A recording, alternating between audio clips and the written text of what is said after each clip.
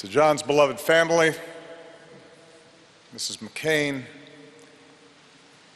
to Cindy and the McCain children,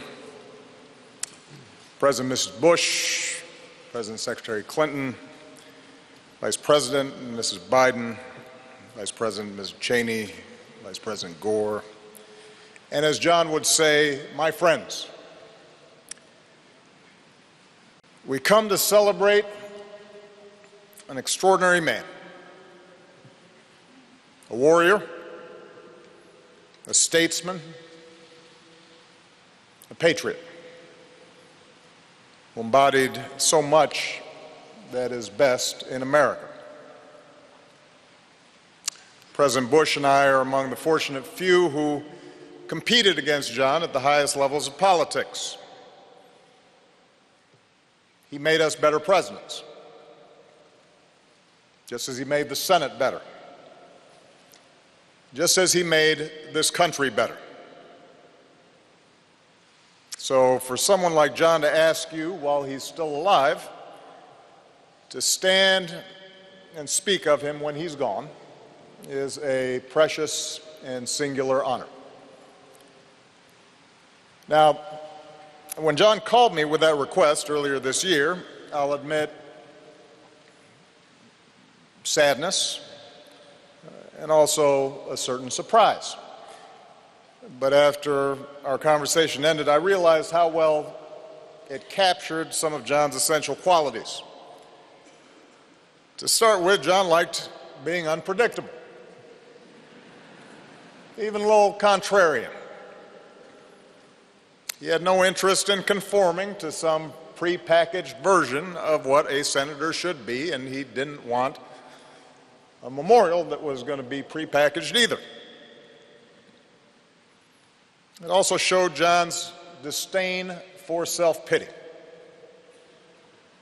He had been to hell and back, and yet somehow never lost his energy or his optimism or his zest for life. So cancer did not scare him, and he would maintain that buoyant spirit to the very end, too stubborn to sit still, opinionated as ever, fiercely devoted to his friends, and most of all to his family. It showed his irreverence, his sense of humor, a little bit of a mischievous streak. After all, what better way to get a last laugh than to make George and I say nice things about him to a national audience?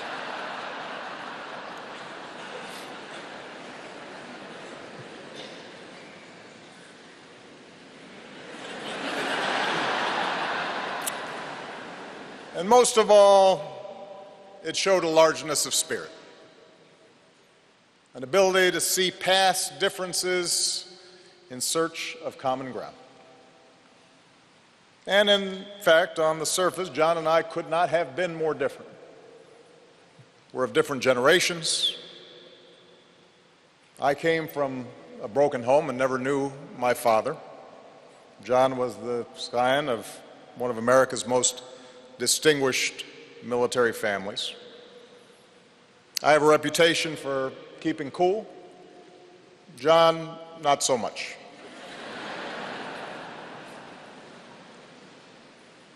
We were standard bearers of different American political traditions, and throughout my presidency, John never hesitated to tell me when he thought I was screwing up, which by his calculation was about once a day. But for all our differences, for all the times we sparred, I never tried to hide, and I think John came to understand the long-standing admiration that I had for him. By his own account, John was a rebellious young man. In his case, that's understandable. What faster way to distinguish yourself when you're the son and grandson of admirals than to mutiny? Eventually, though, he concluded that the only way to really make his mark on the world is to commit to something bigger than yourself. And for John, that meant answering the highest of callings, serving his country in a time of war. Others this week and this morning have spoken to the depths of his torment and the depths of his courage there in the cells of Hanoi, when day after day, year after year, that youthful iron was tempered into steel. And it brings to mind something that Hemingway wrote in the book that Megan referred to, his favorite book. Today is only one day in all the days that will ever be. But what will happen in all the other days that ever come can depend on what you do today. In captivity, John learned, in ways that few of us ever will, the meaning of those words. How each moment, each day, each choice is a test. And John McCain passed that test again and again and again. And that's why when John spoke of virtues like service and duty, it didn't ring hollow. They weren't just words to him. It was a truth that he had lived and for which he was prepared to die. And it forced even the most cynical to consider, what were we doing for our country? What might we risk everything for? You know, much has been said this week about what a maverick John was. Now, in fact, John was a pretty conservative guy. Trust me, I was on the receiving end of some of those votes. But he did understand that some principles transcend politics, that some values transcend party. He considered it part of his duty to uphold those principles and uphold those values. John cared about the institutions of self-government, our Constitution, our Bill of Rights, rule of law, separation of powers, even the arcane rules and procedures of the Senate. He knew that in a nation as big and boisterous and diverse as ours, those institutions, those rules, those norms are what bind us together. They give shape and order to our common life. Even when we disagree, especially when we disagree. John believed in honest argument and hearing other views. He understood that if we get in the habit of bending the truth to suit political expediency or party orthodoxy, our democracy will not work. That's why he was willing to buck his own party at times, occasionally work across the aisle on campaign finance reform and immigration reform. That's why he championed a free and independent press as vital to our democratic debate. And the fact that it earned him some good coverage didn't hurt either.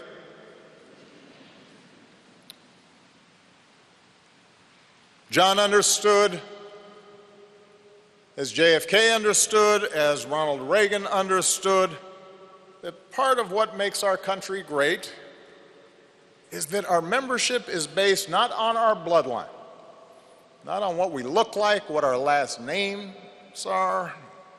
It's not based on where our parents or grandparents came from or how recently they arrived, but on adherence to a common creed, that all of us are created equal. endowed by our Creator with certain inalienable rights.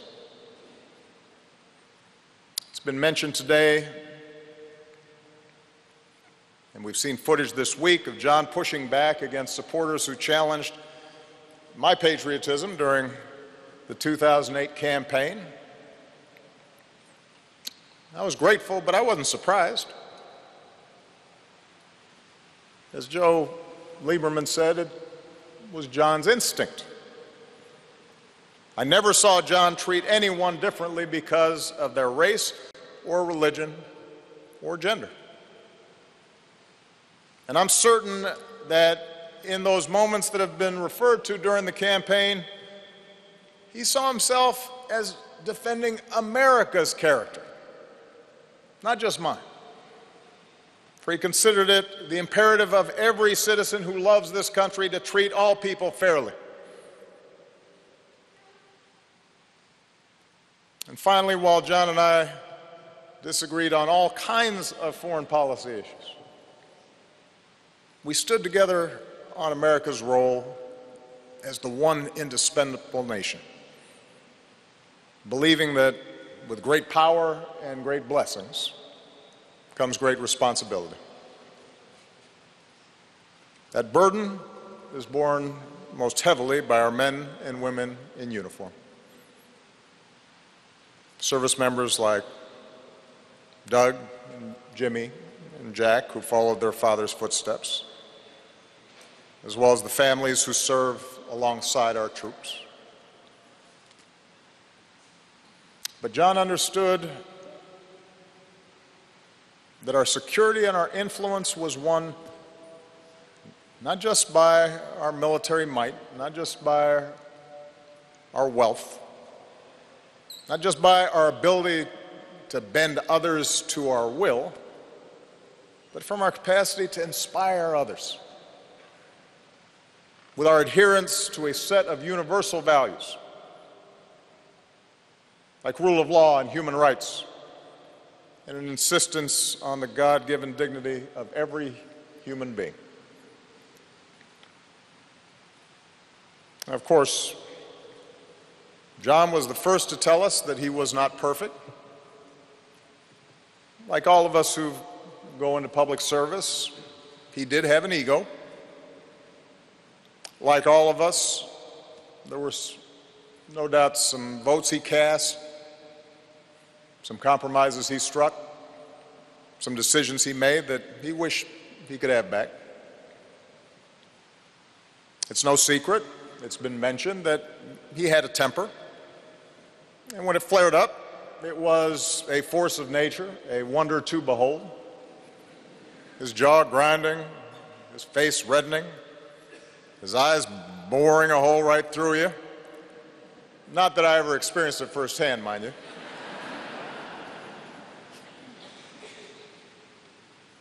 But to know John was to know that as quick as his passions might flare, he was just as quick to forgive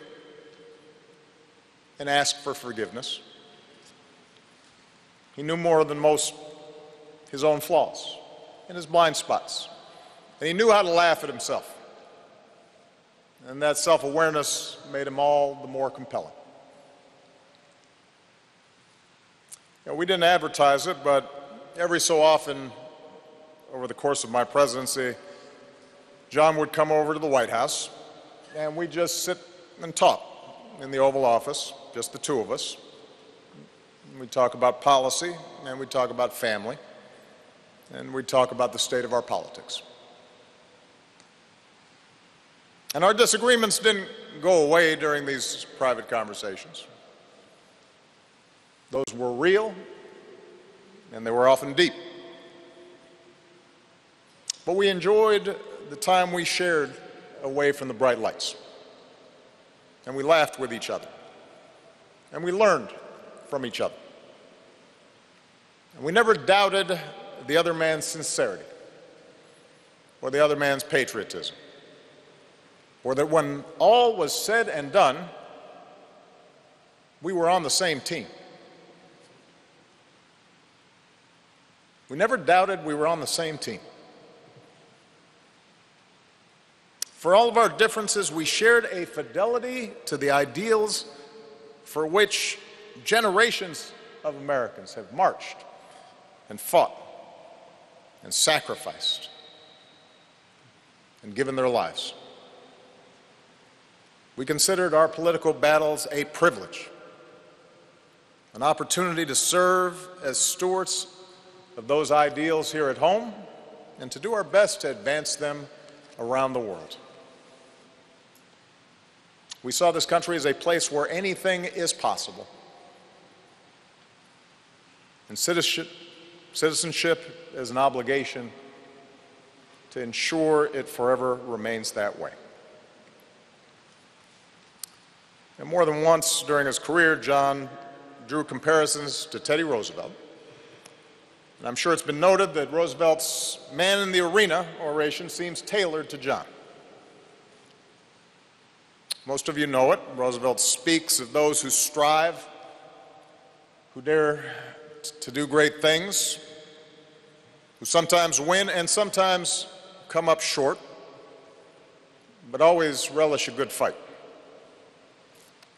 A contrast to those cold, timid souls who know neither victory nor defeat. Isn't that the spirit we celebrate this week?